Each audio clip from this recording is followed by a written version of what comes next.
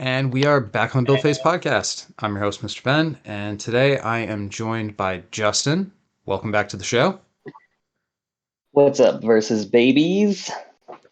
Now, Justin is not joining me to just talk about whatever's going on in kind of a general sense. We do have a specific event that we are going to roll out here, and this is a conflux of a couple of different things that have been happening within the community. For a while now, we've been doing these fight nights periodically where we get these two main characters or these two players together and we put on these fights essentially between them for the viewing pleasure of our community. Now, another thing that's been kind of happening is stuff like the wish pile contest where people are making fantasy cards. And this event that we're going to talk about today is where these two things come together. So, Justin, I'm going to hand you the floor. What do we have coming up for the people? Yeah, so we've got it's a Wish Pile Cross Fight Night event coming up on May 28th. So that's not this Saturday, but the following Saturday. And it's going to be featuring some cards that I designed, some fantasy cards that I designed that are compatible with Versus System, based around the show Peaky Blinders. So I called it the Peaky Blinders Battles.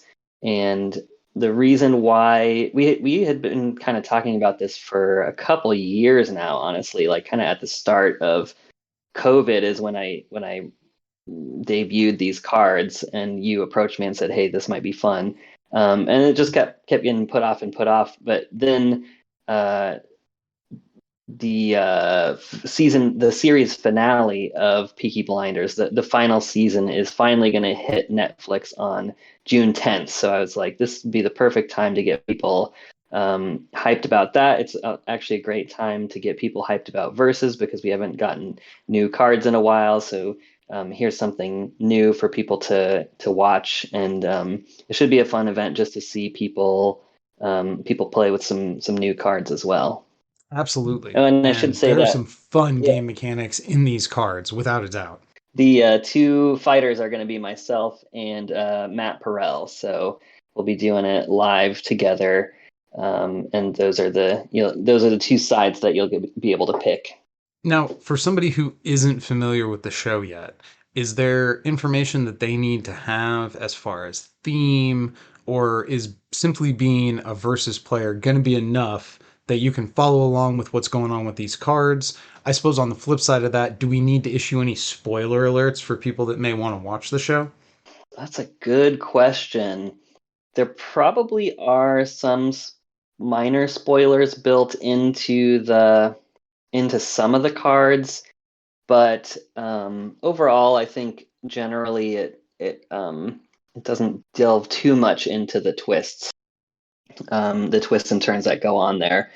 But basically, the setting is early 1900s Birmingham, England, and there's a street gang called the Peaky Blinders, and they're kind of throughout the seasons they kind of move their way up through the social strata. So they start out these kind of low life thugs, and eventually they grow their lot in life as they kind of take down all the trouble around them one by one, like whether it's rival gangs or whether it's the coppers or even getting into politics and things like that. So it's this really dynamic show, and the setting is really interesting too because it's even pre World War II. It's post World War One, and they're kind of dealing with some of the aftershocks of that. And yeah, the setting is really cool. The acting is really good. There's Killian Murphy and Sam Neill and Adrian Brody and Tom Hardy are in there, and so they've kind of got this all-star cast of English British actors. And I think that the way that I designed the cards is similar to the way that Danny and Ben do, where it's like, kind of flavor first. And so I was kind of testing these cards out with my brothers, and they hadn't seen the show, but they said they enjoyed the game even without having seen the show. But then one of them went and actually watched through all the seasons, and he said that he felt that he enjoyed the show more because he played with the cards, but also that he enjoyed playing with the cards more now because he was familiar with the show, which is kind of what I think is fun about Versus. Like I wasn't familiar with X-Files when the cards came out, and I kind of got familiar with the cards, and then I was like, I think I'm gonna go watch this show now. And then when I watched it, I was like, oh yeah, this is really great, and I love the way that they've interpreted the different characters into their cards. So yeah, it's a fun pop culture hybrid, I guess, what we have here. One other point there that I want to give you credit for is I think not only you did a good job with the theme of the show and making these cards compatible with the Versus system, but there's also some elements that I've picked up on that feel very much like a Super Awesome Games move and the theme of kind of speaking in the voice of Super Awesome Games. And one example is on Father John Hughes, the Odd Fellow power, where supporting characters with Uh-huh. even number attack can't attack this guy, and he can't attack supporting characters with even numbered defense. And calling the power Odd Fellow, that that sounds so much like a Danny and Ben pun that I didn't know that that was something I was going to look for in the cards. You know, I thought, okay, well, is this going to be the theme of the show, and how are these mechanics going to work? But this also feels like the spirit of the game that Danny and Ben made, kind of coming through in how you handled your fan set, which I thought was a really neat thing that I didn't really expect going into it. Yeah, it's definitely I'm definitely trying to make it feel um I don't know, feel like it fits within the existing cards out there. So yeah, that's a fun detail to pick up on. I also personally like on Thomas Shelby's main character. When he levels up, he gets a power called Red Right Hand, and it costs two power symbols. And the first one is the red symbol, and the second one is the hand symbol. But as I was making it, I was holding up my hand to figure out which one the might symbol was, and it's actually a left hand. So on the card, I flipped it so that it becomes a right hand.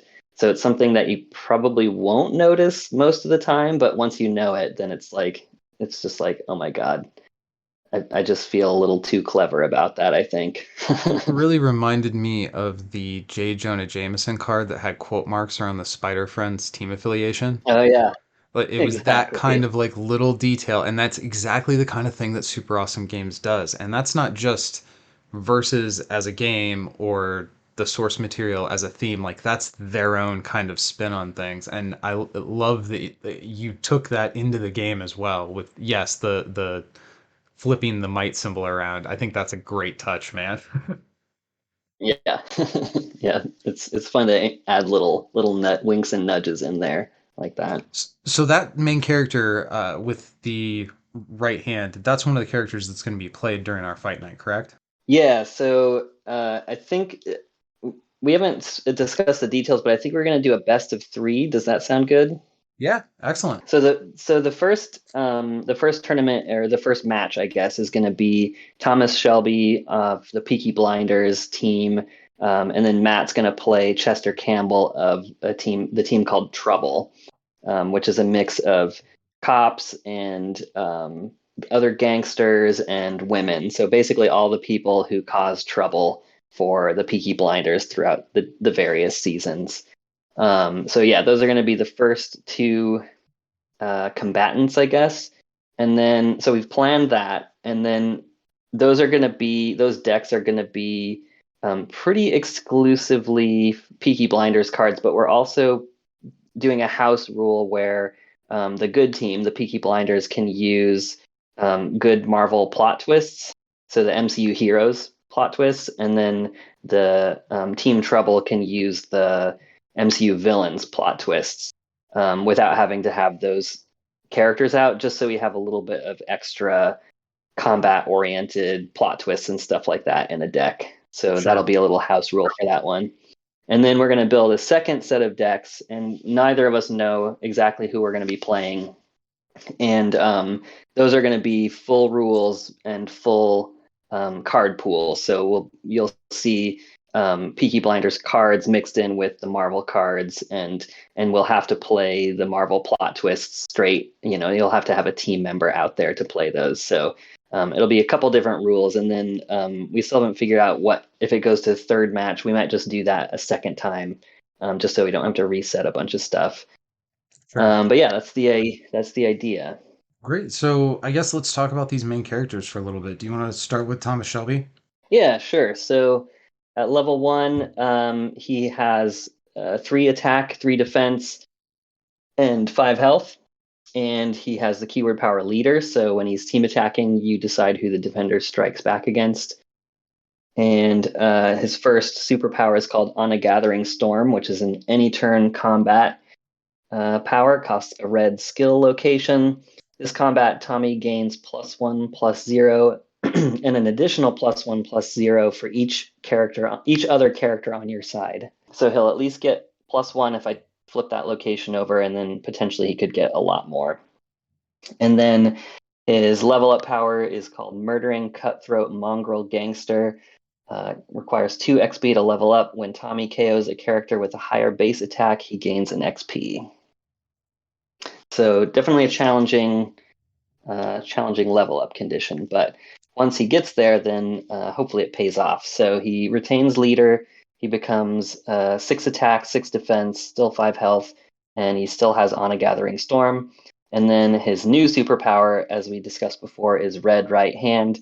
So it costs a red and a green skill and might location. KO the defender if it or a character it shares a name with has attacked Tommy before during this game.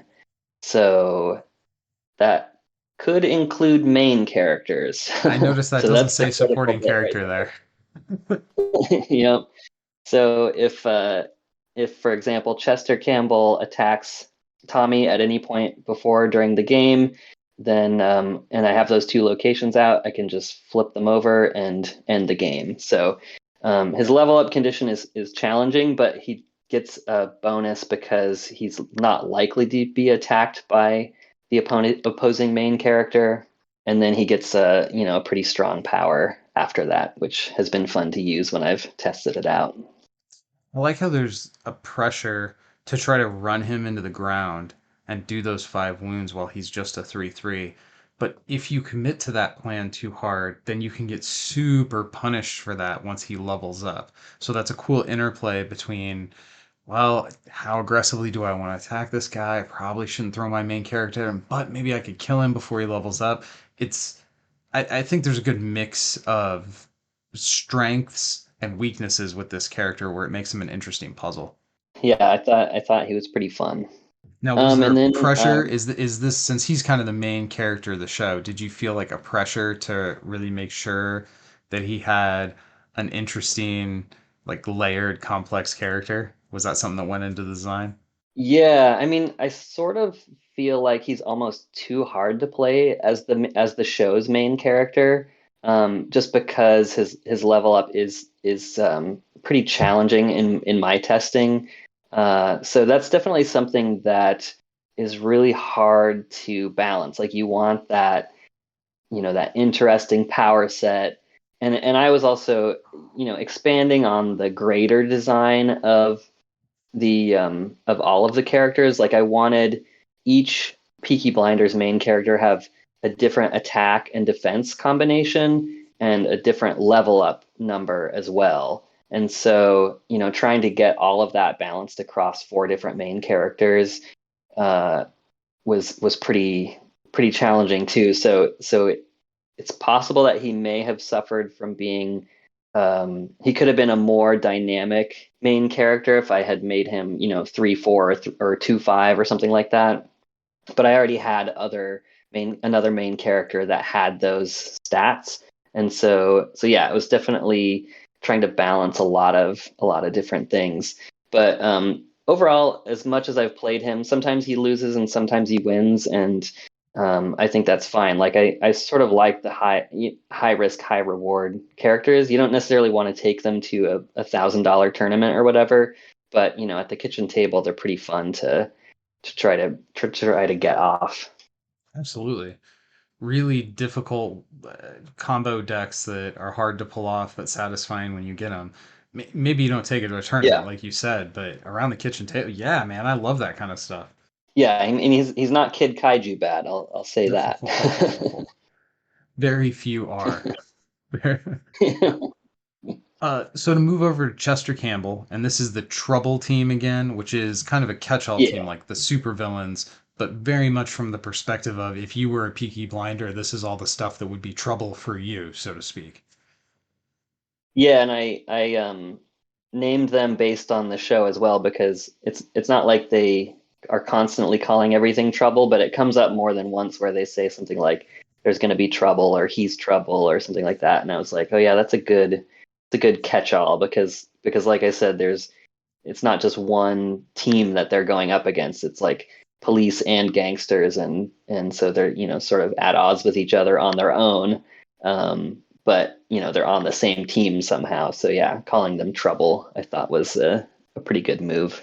So he is his level one. He's a 4 attack, 3 defense, and 5 health, and he has the Inspector superpower main for a yellow intellect. Choose an enemy player to reveal a random card from their hand. And then his level up condition is the only thing that interests me is the truth. Requires 5 XP. Whenever you look at an enemy player's card in their hand, Chester Campbell gains an XP. So once he levels up, then he still retains Inspector, where you can reveal a random card from their hand. He gets 7 attack and 5 defense, and then his new superpower is every gun, every bullet will be brought to me. So this is a build phase, costs a blue energy. Choose an enemy player to put a card from the top of. Choose an enemy player and put a card from the top of their deck into your hand. Amplify. Choose a random card from their hand instead. So this is one that got a little bit later update after I did some more play testing, but yeah, that's how that works. Is you can either steal a card from the top of their deck or steal a card directly from their hand. That superpower is crazy. It's so good. Yeah, That seems really, really yeah, strong. yeah. It definitely is, and that's why I required the amplify because especially if you theoretically were to pair this up with COS, then you'd just like be able to destroy their hand, within a few turns, pretty much. So, Yeah. yeah, definitely a powerful one. So I'm sure keen-eyed versus players are noticing that this reveal power costs a yellow. You're thinking, okay, there's only 8 yellows in the deck if there's 4 wilds and 4 academies. That makes it seem like getting to 5 might be a little bit difficult, and it could take a while if you're only able to use a superpower once per turn. But Chester does have a little bit of help in the form of the 1 drop copper. In addition to being a 2/1 with 2 health, which is fine stats for a 1 cost, his officer power, when he enters play, choose an enemy player to reveal a random card from their hand. So Chester is not totally reliant on that superpower. There are other ways for him to tick off those XP counts, but this is another one that seems like it's going to be a little bit of a difficult level up. Yeah, it actually it isn't too bad in testing because he also gets the help of 3 drop Grace Burgess, and she has detective work, which is the same. This one is taken from Misty Knight, I believe she had I think it. you're correct, yeah. When Grace appears, look at an enemy player's hand. So, in a lot of ways, that could be an instant level up. And she comes out on turn 3. So, between the yellows and the coppers and Grace, then he actually doesn't have too bad of a time leveling up most of the time.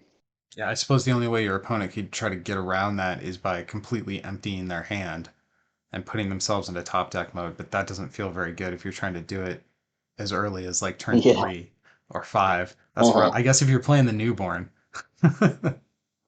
Yeah, I have played a couple times where it's like, yeah, I'm gonna try to see how few cards I can put into my hand when that happens, by the time that happens. So um, it's still in Chester's favor. But there is a chance that you might not draw the coppers, you might not draw your Grace in time. It could be a later level up, but he's pretty consistent in the way that we've played him so far. Well, and he does have the higher printed attack, so this is not going to put Tommy in a situation where he's facing off against a main character that can't give him. Or no, I guess that only works on KOing, right? So Yeah. so your opponent's going to have to play characters with higher than 3 attack in order for Tommy to collect experience. Yep. And then you're gonna have to figure out how to get Tommy's attack up to actually make those KOs happen. hmm So there were a few other cards in the card pool that I wanted to kind of touch on. As I've read through your set, there's a few things that have kind of jumped out at me, and one of the first ones was the fact that Winston Churchill was a playable character. Now, I know. Winston Churchill isn't the great man that we once thought he was. I get it. But nonetheless, as somebody who grew up as a little bit of a World War II history buff, seeing him as a playable character got me really excited. And his power was another. This is another one that I feel like just comes straight out of an official versus release. Uh, from the name of it, if there are bodies, dig holes and dig them deep, to how devastating this would be to an opponent. If an enemy supporting character would be KO'd, remove it from the game. And if an enemy character with that name would appear, remove it from the game instead. Now, admittedly, you got to get to turn 8. This takes a bunch of setup, but as a Magic player who enjoyed playing big, dumb things that do ridiculous stuff, this card just jumped out at me when I first looked at this set that you created as one like, oh, I got to get him into play. I don't care what else I do. I got to play a deck where I can get this guy into play. Yeah, he's definitely tricky. You got to get him out of the way before you're gonna start recruiting any more characters because he can quickly take them out, or he can help other people quickly take them out of the game, for good. And he's got a pretty high defense, but he also has the keyword politician. Churchill must be moved to your front row if able. So that kind of makes him, he's a politician, so he's got to be out in front of the people. But it also kind of makes him definitely a bigger target because you can't really protect him as much as you might want to. I do like the flavor of that keyword. That feels kind of perfect for what you would expect a politician to have to do. Yeah, and it makes me wish that Senator Kelly had that keyword. Oh, oh, that would be so perfect. That would almost fix him. Yeah, because you still got to protect him, but he's got to be out front. Plot Sorry, twist that's that a I wanted to totally bring different. up is Hmm. something that I feel like we should really have more of in the game, and this might be kind of the perfect way to do that. And that is the some kind of deal thing plot twist, where you choose 2 team affiliations until the end of turn. Characters on your side with either of those affiliations can team attack, ignoring team restrictions. Now, we have seen this type of effect in the form of like Baron Strucker or Ironheart, allowing for different Hmm. types of characters to team attack together. But this one would actually touch on main characters, which I know we have the mercenary keyword, but this kind of just cuts past all of that and gives you a turn where you could put together that Daredevil Taskmaster team attack along with whatever else. And this is something I would like to see in the game. Like, this is like the perfect plot twist in terms of kind of I guess since it's photographic, we couldn't get that Daredevil Taskmaster team attack. But you know what I'm saying? There's so many times where there's 2 characters like, oh, imagine if these guys could team attack. I want to live that dream. And I think doing it in a contained way where it's limited to 1 turn on a plot twist like this is kind of the perfect way to pull that off. Yeah, and I think that it's also good for, especially for photographic, where it's dominated by, I mean, I guess it's sort of the same with Illustrated, but it's dominated by the MCU stuff. And so we've got these big teams, and team attacking is sort of taken for granted a lot of times. Whereas with, say, like X-Files, where you have these very small teams and they can't really team attack with many characters, if you splash them in, the chances of you pulling 2 monster of the week characters in a game is going to be pretty small, so they're not going to be able to team attack that well. So having this be available to a smaller team and being able to team attack with even if it's Peaky Blinders, but especially the MCU teams, then I think that's pretty useful. Yeah. And it doesn't force you onto something like Baron Strucker. Like I'd like to see a little more Right. of super awesome games playing around in this design space, particularly as a plot twist that's limited to 1 turn. I think that's a really good spot for Mhm. it. So to kind of take this in Yeah. a different direction, let's talk about the card art for a little bit. Now, I know all of this art you sourced yourself from the Netflix show. Mhm. Which character gave you the most trouble finding a cool frame that you could freeze and put onto a card? Oh, let's see. Going through them, I think Alfie Solomon's Tom Hardy's character, I feel like didn't really have something that really represented who his character is, which is like this really deceptively friendly, but like underhanded. Like he's very tough underneath. And I think it was hard to find a good screenshot of him where that kind of came through. So I would say him as far as trouble goes. Jessie Eden was another hard one because I wanted her to be in her, union promotion phase, I guess. And so there weren't a ton of, I think she looks kind of awkward, but there weren't a ton of great things with her, like rallying the unions together. Even so, I think it's better than a lot of the photographic choices in some of the Marvel cards. Yeah, Tatiana some Petrovna is another one who she just has this kind of the same expression in all of her cards and all of, everywhere she appears, she's just got this like I'm smarter than you look going on. And so it sort of looks like her face is kind of pasted on to different cards. I think the term my wife would use is RBF for for how this woman looks in all of these. Yeah, yeah, That's unkind. I'm yeah. sure she's lovely. Now, her supporting character has kind of a cool character specific mechanic. Do you want to talk about that a little bit? Her supporting character. Yeah, with the cursed sapphire. She comes out on turn 4. She's a 5/6 with 1 health, and her superpower is called Down Payment for Future Services. During your main phase, pay a blue energy, put a cursed sapphire token into your hand. And so then the cursed sapphire token was an exercise in cramming as many words as possible into a very small amount of space. Uh, but basically, it's a zero cost equipment, and you have to use it on the next turn because you grab it during your main phase, and then that's the down payment on future services, and then you can play it for free on your next turn. Keyword power: nothing on Earth would make me wear it. Equip the cursed sapphire only to an unequipped enemy supporting character. And then keyword power: at home, these jewels saw way worse. The equipped character gains one of the following keyword powers at random. And so I think most of these are new keyword powers. Vulnerable, it has -0, -5 while defending. Clumsy, it has -5, -0 while attacking. Unlucky, at the start of your turn, discard a card. Bumbling, when a character next to it is struck in combat, this character is also struck by the attacker. That one's notable because it also happens when you attack. So if you attack next to someone who has the cursed sapphire and they have bumbling, and your character gets struck back, then you will also strike that character with your attacker. So that one's kind of fun.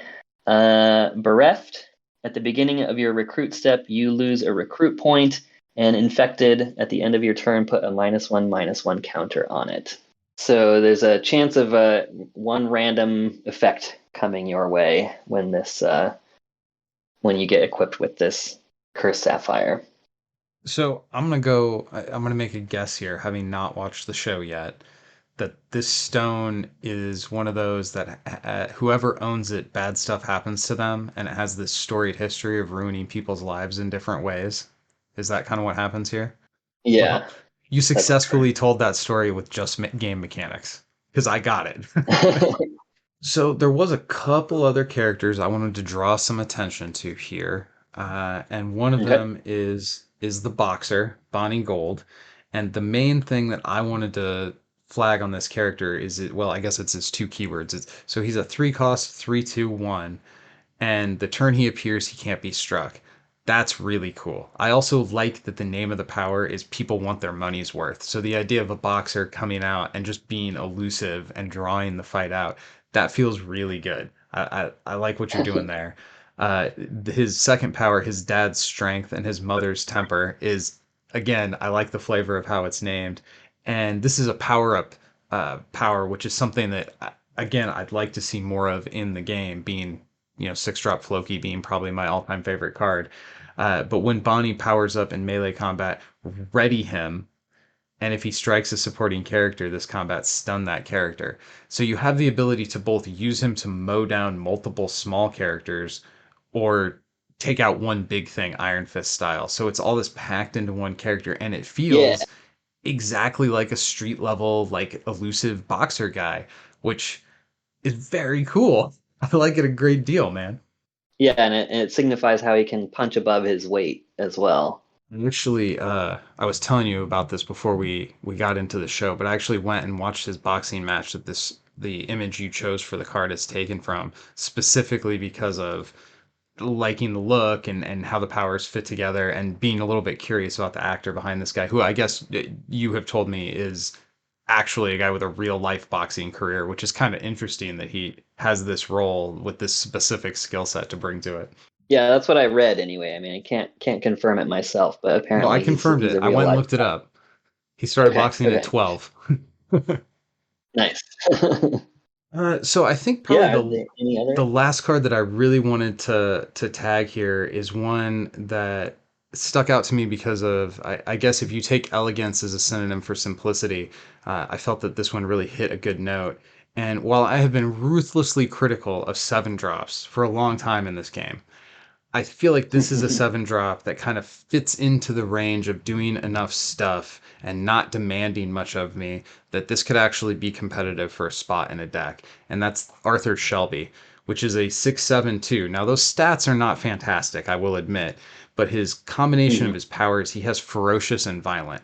Super simple, but this guy is going to hit for on turn seven. This guy's going to be hitting for 12, and he's going to hit you Yep. before you get to hit him, which this is the, and with two health you're going to get to do it twice. This is kind of down to the ground, coming in to clean some stuff up, sort of seven drop. I feel like it's what they wanted that Fireclaw seven drop from monsters to be like, but this one actually hits the Uh-huh. mark of being a really good top end to an aggressive deck. Admittedly, not all aggro decks go to seven, but this would be the kind of card that could fit into an aggro deck. Yeah, this was one that I wanted to do a good job on because Arthur is kind of he's like basically the second star of the show. So I wanted to make sure that I kind of got him right. And I looked at him a lot because it's like, you know, 6/7 ferocious and violence and two health. It's like, is that enough? Like for, a special character like he is in the show. And I just kind of worked through it and I was like, yeah, I think this is actually pretty good. I think this would see play if it was a real card. And I just think it's simple, but Arthur is a simple character, and I feel like this really represents who he is in the show. So yeah, I'm glad that you appreciate that. You just want somebody to come down and like put a wound or two down at the top of your curve and unambiguously, admittedly, there's things like MCA and pheromone control, and there's certainly situations where you're not going to get the full benefit out of those powers. But generally speaking, you're going to play this guy on seven and you're going to crack somebody for 12. And in most cases, that's good enough. Like that's Yeah, 12 I is a mean, big number in this game. yeah, he can take out photographic Thanos with a punch, so that's pretty badass. Well, the one other thing is that I like how I personally I like how the photo shows him, basically strangling someone out. He's actually covered in paint, not blood, but it looks It looks like violent. blood. Um, Yeah. but he's got that cross dangling down, and then the little flavor text at the bottom is "I'm Old Testament." So uh, someone confronts him about how he can be Christian when he's so violent, and he responds with "I'm Old Testament," which I just thought was so funny, and so it was fun to incorporate that into the card as well. Ferocity and violence. Like that sums up the Old Testament pretty well, honestly. Yeah, exactly. So now that everybody's super hyped up talking about these cool cards and this cool event, we should probably get down to some brass tacks and we need to talk about where and when people are going to be able to see this to kind of make sure everybody knows where their attention needs to be trained. So if somebody wants to watch these cards in action, when do they need to be there? It's going to be May 28th of this year, 5 p.m. Pacific, which would be 6 Mountain, 7 Central, and 8 Eastern.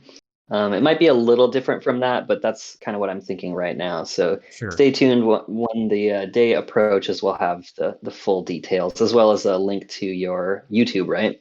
Correct. And that's youtube.com/the build phase. So before we wrap things up here, were there any other cards that you wanted to bring up, chat about for a little bit? Anything people might want to look forward to as far as the matchup between these characters on the night of the event? Any other details that we haven't hit yet? What do you got? Let's see. I think, well, there is one thing. There's a set of plot twists, which are called underground plot twists, and those that's kind of a new thing that I added to Versus. Maybe controversial, but the intent with those is that you can either play them from your hand or you can turn them face up in your resource row to play them that way as well. So those are all based on Tommy's old war buddies, and he was a tunneler. And so I thought calling them underground plot twists and having them face down in your resource row is kind of representative of that. So if you see me turning a plot twist face up on stream and using it from the resource row, and you're like, what? How is he doing that? It's because those are the underground plot twists. No, I think the only other time we've seen something like that would be like the death trap on the prey team, right? Yeah, so this sort of formalizes that with its own kind of terminology. And while these are all one of a But kind, the Peaky Blinders do have a built-in way to recycle some of their plot twists in the form of a one drop, who lets them pull plot twists back out of the KO pile. So even if these are now presumably the underground, if you commit them to your resource row, you're not going to be able to use Curly's power to pull them back out of the KO pile, right?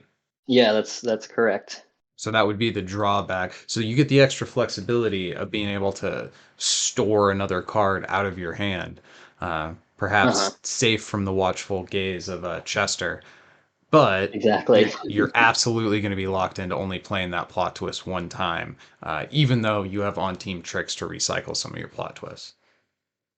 Yep, yep, that's true.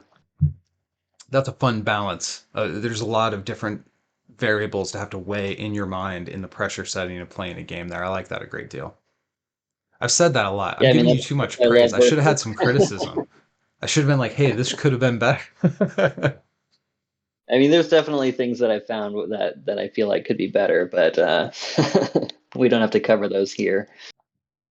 I mean, Well, I guess I do want to say, as far as like making fantasy cards go, like that's the thing that I like the most about making these cards is that it really gives, if you're gonna do like a set, even a 55 card set, like a fantasy set, you really get a good idea of what Danny and Ben go through, as their day-to-day job, like trying to come up with good ideas, but also trying to make sure they're not totally broken. And it just gives you so much respect for all of the work that they go through, and it makes it a lot easier to forgive errors or errata or any sort of miss the mark. It's like they're looking at a lot of different things when they're putting this together. And if you are critical and you haven't tried making your own cards before, then you should definitely consider that before you hand out your next criticism, because there's a lot that goes into these things. hey, I feel like I heard a game designer one time say something to the effect of the work is never done; it just has to be shipped. Yeah, Like, that's a good way to. I mean, Uh, considering the volume of card those guys have put out, the number of errors and problems that, while I get that things like Dark Phoenix suck up a lot of the oxygen in the room, like we talk about the problems a lot, squeaky wheel and all that. But generally speaking, I have high praise for the quality of the product, the quality of the game, from everything from how it's actually played and the mechanics that make it to the end state, right down to we don't see many typos Like not zero, but Uh, not many. yeah, and I think that they're getting better because they've added a playtesting unit, so there's going to be more eyes on it to catch more mistakes. So, um, I mean, they've been doing great so far, but I think it's only going to get better as it goes along I certainly hope so. I mean, it as has our been a little little bit game of a drought continues here to without grow. cards, but that's why we have things like this fight night to keep the community engaged until we get new cards, right? Yeah, that's what I'm hoping. All right, well, that kind of covers my checklist of things that I wanted to make sure we hit. If you don't have any other things you want to hit, I would like to give you an opportunity to plug, promote, shout out anyone or anything before we wrap things up here. I guess my promos would be to keep your eye out for the next Wish Pile, which will probably be the beginning of next year.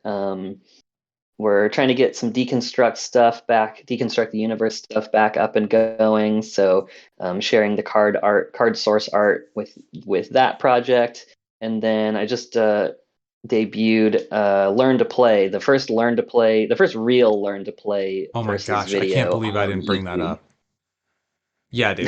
That's I all mean, right. if I haven't been backpatting you enough this episode with these Peaky Blinders cards, that learn to play is pure fire. It's so well done. Yeah. As I was uploading it, then YouTube recommended another Learn to Play versus, and I was like, oh, someone else beat me to it. But then I realized it was that 3 hour video of that one team doing a really bad job at learning to play versus Yeah. team Covenant, yeah. team Covenant. That Yeah, broke and my so I was like, heart. okay, yeah, I was like, okay, I'm safe. I still did something that this community needs. Yeah, we So needed it yeah, badly. The community is better off for having you a part of it, man. That's a huge contribution. I appreciate it. But you can check that out, youtube.com. My username is Revolt Puppy, and otherwise, I think you could probably just search for it, Learn to Play versus Uh, 2PCG. Links in the show notes, of course, as well. Okay, yes, of course. We All right, always read man. the show notes. Well, I guess I think we're at the end here, so I want to say thanks again for coming out on the show. I'm really excited to be a part of this fight night that we got cooking up here, and again, just high praise on the Learn to Play. The community is better off for having your contributions, without a doubt, man. Thanks. It's been a really fun time talking about this, and look forward to working with you soon on May 28th. All right, go win some games.